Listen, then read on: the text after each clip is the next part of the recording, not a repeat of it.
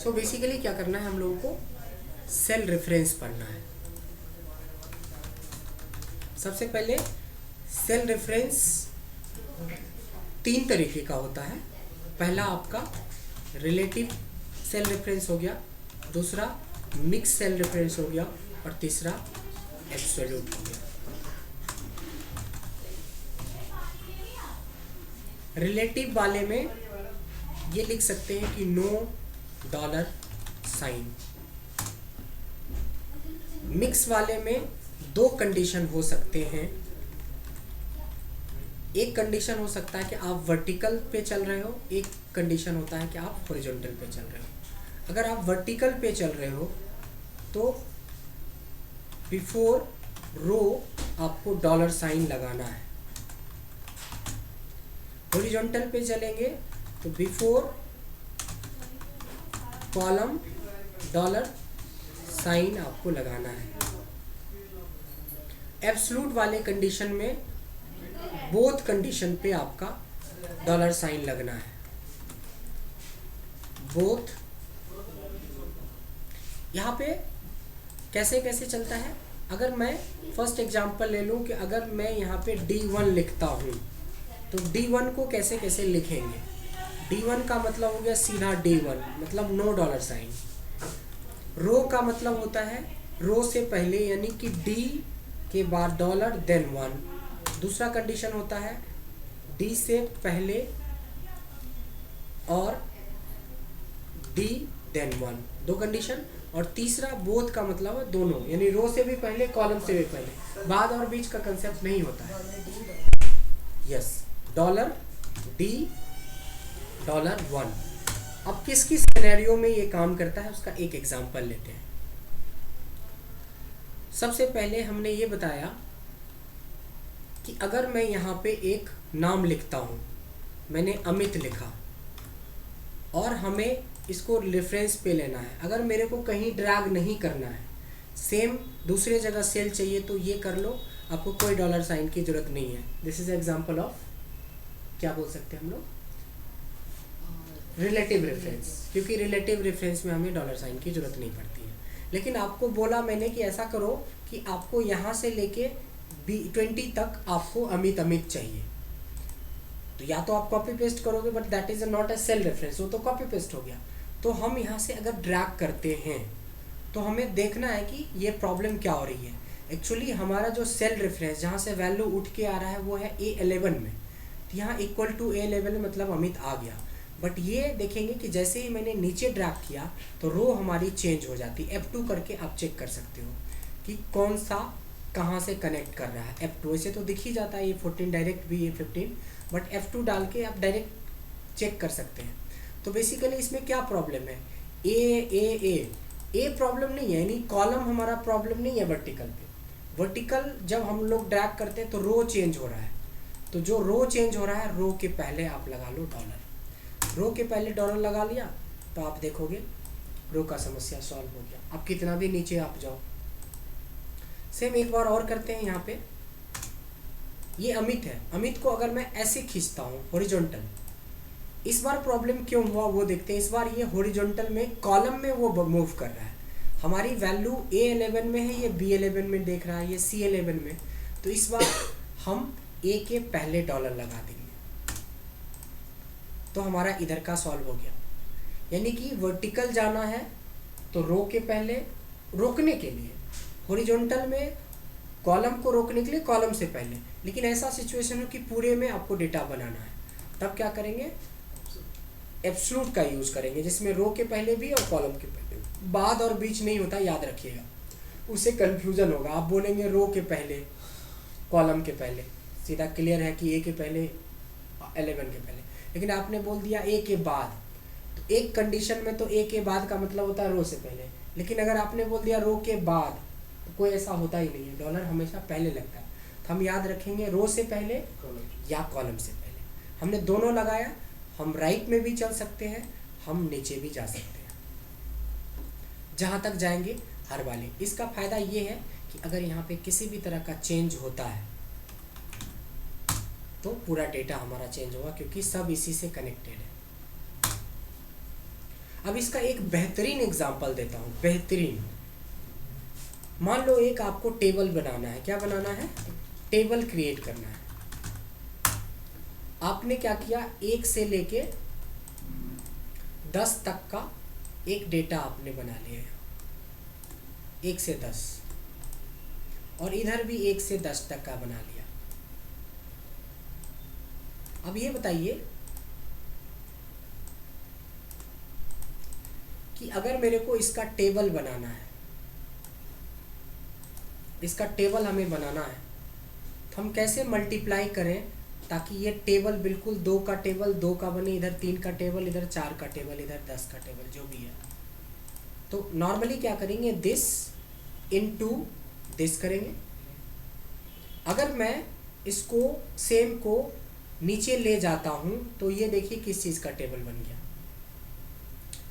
2 2 4 तो हो गया, उसके बाद 6 होने के बजाय 12 हो रहा है। आपको यही समझना है कि प्रॉब्लम क्या हुई। F2 दबाओ।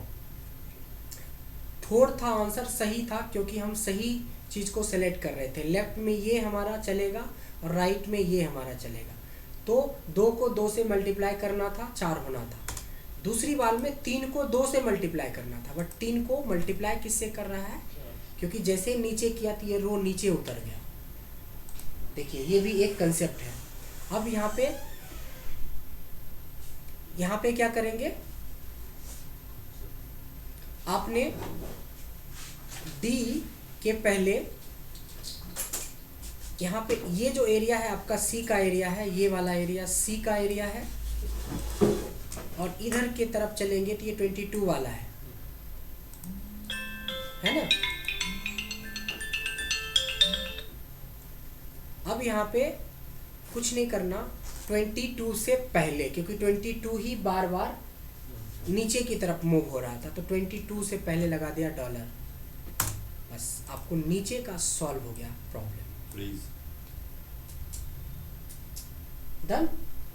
लेकिन इधर का प्रॉब्लम अभी सॉल्व नहीं हुआ।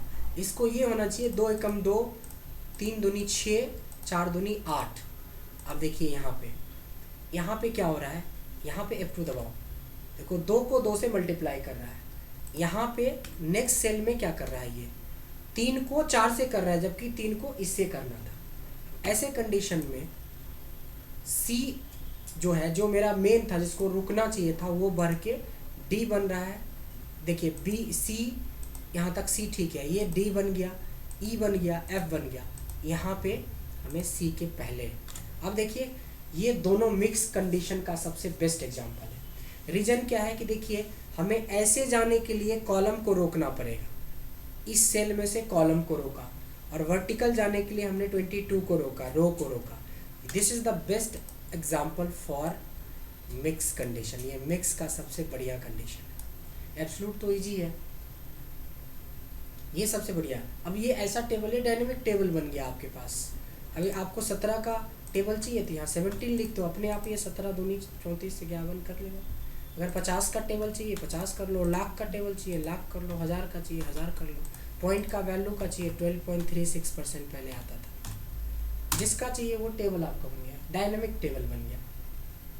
बच्चों को हम लोग भी 10 के पहले 20 तक सिखाते हैं, specially 3rd 4th 5th class जाते जाते तक। और जो लोग जनरल कंपटीशन की तैयारी करते हैं उनको तो 50 तक का फॉर्मूला ट्रिक से रटवाया जाता है। यहाँ तो कोई फॉर्मूला का ट्रिक ही नहीं है, आराम से जितना खींचना जो चाहिए उसी का डिज़ाइन कर सकते हैं। तो 16 का चाहिए, 19 का चाहिए, जो चाहिए बस यहाँ डालो, फॉर्मूला रेडी।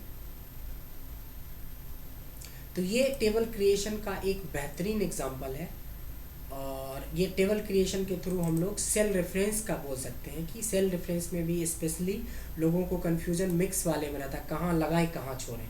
एब्सोल्यूट में तो दोनों लगाना है, रिलेटिव में लगाना ही नहीं है, तो जो मेन बचता है वो मिक्स वाले में बचता है, कहाँ लगाना कहाँ छोड़ना। यहाँ था ना कि देखिए वर्टिकल जाने पे हमें डी को छोड़ना था, और इधर हॉरिजॉन्टल जाने पे हमें सी को फ्रीज करना था। इस कंडीशन में सी वाले को सी को फ्रीज करना था ताकि 23 से 23 4 जाए, यानी रो को मूव करवाना था। इस केस में हमें डी को मूव करवाना था, तभी तो 2 से 3 4 5 पे जाता लेकिन 22 को पकड़ के रखे ताकि नीचे ड्रैग करते समय वो हेडिंग ना चेंज हो जाए।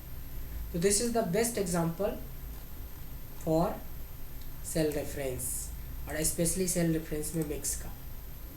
तो इसका यूज हमें लुकअप के फंक्शन में आएगा, ठीक है। तो सेल रेफरेंस क्लियर है, आपका भी क्लियर है ना सेल रेफरेंस, ग्रेट। तो सेल रेफरेंस हमारा हो गया। अब हम लोग सीखते हैं सिंपल कि ये हमारे पास डेटा, अब हम यहाँ से वी लुकअप शुरू करेंगे, ठीक है। वी लुकअप को भी हम रिकॉर्डिंग मोड में डाल दिया, ठीक है, आप पेन ड्राइव में ले लीजिएगा। वी लुकअप करते हैं। वी लुकअप का मतलब सबसे पहले देखिए वी और लुकअप ये दो वर्ड है इसमें। एक वी है, V for vertical, lookup means search. Vertical lookup या वर्टिकल सर्च के लिए हम लोग वी लुकअप का यूज करते हैं। दूसरा कंडीशन एक देते हैं, तब हमें पता चलेगा कि वी लुकअप का इम्पोर्टेंस क्या है। यहाँ पे मान लिया जाए कि आपके पास कुछ डेटा है, इन सारे रोल नंबर के अगेंस्ट इन स्टूडेंट्स के नाम चाहिए।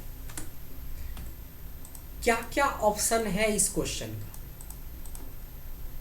इस क्वेश्चन का आंसर है कि अगर आपको वी लुकअप नहीं आता है, एकदम आप लेमैन हो, बिल्कुल कुछ नहीं आता एक्सेल में, तब तो आप एक एक रोल नंबर को ऐसे देखोगे। ये मैनुअल, इसको तो मैनुअल बोलते हैं। अगर ये 10 लाख का डेटा रहा है और 50,000 आपको सेलेक्ट करना है तो 1-1.5 महीने में आपकी रिपोर्ट आ जाएगी, ये उम्मीद कर सकते हैं। इससे थोड़ा एडवांस वो होता है जो कंट्रोल F करके सर्च करके निकालेंगे, उससे थोड़ा टाइम बचेगा।